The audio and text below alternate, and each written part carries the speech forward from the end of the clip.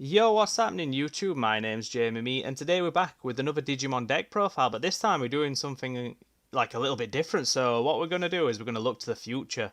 We're going to look at BT7, and it's going to be a lot of fun this next month especially, because we're going to be seeing the release of BT7 and we've got the Digifest tournament. So I'll be attending the one in Leeds, and they've got 128 players for it. It's going to be wild, and you're going to see loads of different decks, and everyone's going to be trying to figure out how the restrictions play into decks that we've seen in the Japanese meta. And that's what I'm going to do today. Is I'm going to look at a deck that has taken my fancy by Digimon in Japan. I'm going to try and make a version of this deck with the new restrictions, and let's just dive straight into it and have a look at what he's done here, because I really like where he's gone with this. So in BT7, and I'm sorry if I'm not explaining the new cards well enough for new players, but I'm gonna try. So you have a hybrid package as your base, and the aim is to maximize how much you're getting out of your hybrids, and you're hiding your Digimon with your tamers. So you evolve these hybrids on top of your tamers. You're gonna aim for Zoe or Emoto because he's got an inheritable, and you want these to remain. You want your TKs and your TK and Kairis to remain out on the board, because when it becomes your turn, if you're on lower security, you get 2 memory off of this one. You get set to 3 automatically by this. When you're attacking with your yellow Digimon, you've got effects like you can minus 1k to your opponent. You'd be surprised at the amount of little rookies that you can clear with this, because blue in the other deck that's going to be notable in this format uses Strabimon quite a lot. And so you evolve your hybrids on top of Zoe, and then you go to Jet Sylphimon on top of one of these two, and you get to recover 1. And all of that syncs up very nicely with Shinegreymon. So then you evolve Shine on top of Jet, and you've got a fair few tamers out, and you're hoping that you're going to be able to wipe their board.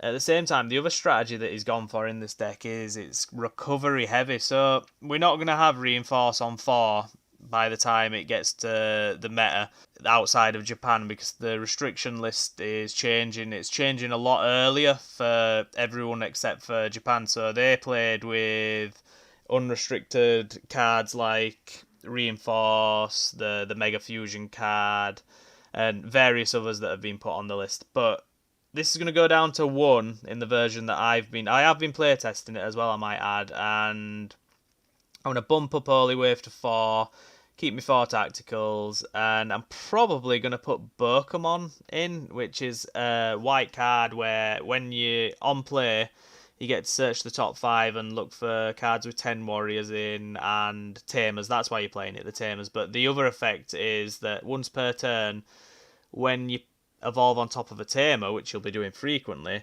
you gain 2 memory. So you're going to get some of these Digi evolutions for free, and that's fantastic in this deck, because if you can go for free with these 2, evolve on top for 1 and recover 1 with Jet, that's maximizing your memory and you're getting a lot out of it.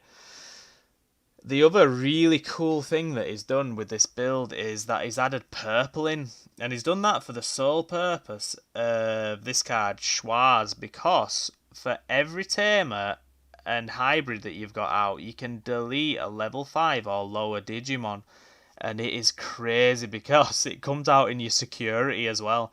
So there's constant threat of board removal in this deck in both turns.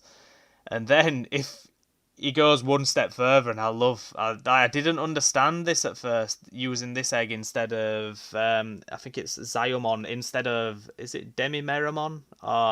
Basically the one where it's got the on deletion that you get to draw a card.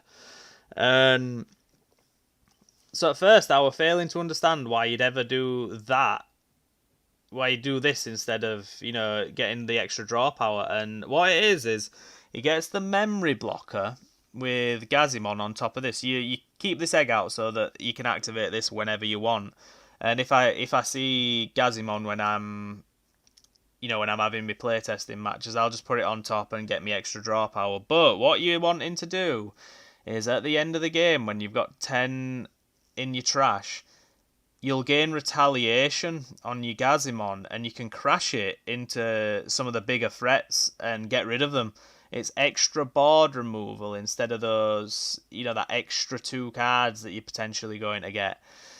I personally think that having that option to get rid of stuff is gonna be quite big. Like, imagine all the situations where you can't quite get rid of the card because it's on too much. Like, this card's 15k, so there's a situation where Shinegreymon couldn't get rid of it. It'd pass your turn when you're evolving and you won't quite get rid of it. You can just move this out, crash it into it, and get rid of it. Really simple stuff, but really powerful.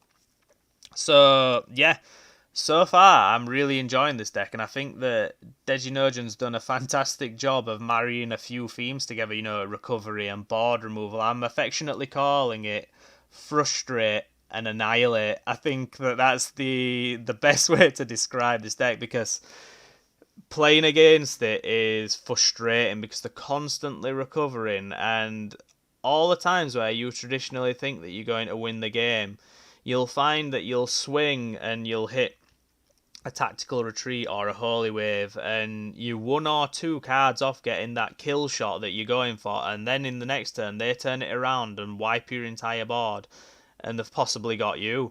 It's a really strong deck profile, and as I say, I'm playtesting it myself, and I'm going to keep you guys informed of my progress with this, what cards I'm taking out, and the little edits that I'm making. And you know what? I think it'd be a lot of fun if you guys joined in with this. If you leave a comment on what cards you think would be better in this deck and what you'd do, let me know. I love collaborating with people on deck ideas. We do it a lot at the store, and we've got a group chat going where we talk about all the cards and what we think will be the meta, and what cards we should be putting in as decks, and it's a lot of fun. And if we could extend that to YouTube and get you guys involved, I think that that'd be amazing. So yeah, let me know, leave a comment, and if you could subscribe and hit that like button, that'd be amazing too. So thank you so much for listening to me talk about Digimon. And while we're at it, if you remember, we've been talking about how I've been creating a comic, B-Mecha. We're actually now live on Kickstarter, and it's going really well. We're making some really solid and strong progress towards this 3,000 goal to be able to produce B-Mecha, which is a mecha versus kaiju comic. And I think that anyone who loves manga and anime is going to absolutely adore this comic, because it's like a love letter to manga, but set in and inspired by the local culture of Leeds and West Yorkshire. And there's a combat sports element to it, with Michael is an ex-world champion boxer that is now piloting Prizefighter, his mecha.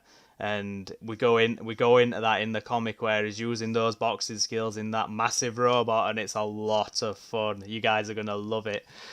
And while we're at it, you can follow me at Jamie Me Writes on Instagram and Twitter. It'd be great to hear from you, and talk to me about Digimon as well. I'm keen to start talking more about Digimon, because I love the game so much that it'd just be great to build a community around it. And I've been putting a lot of effort into trying to bring some of the cool Digimon content to you guys with the deck profiles, and talking about what, like in this one specifically, what I think I'll be doing in BT7. So yeah, I'm rambling now, sorry guys, but thank you so much for listening, and I hope to hear from you soon.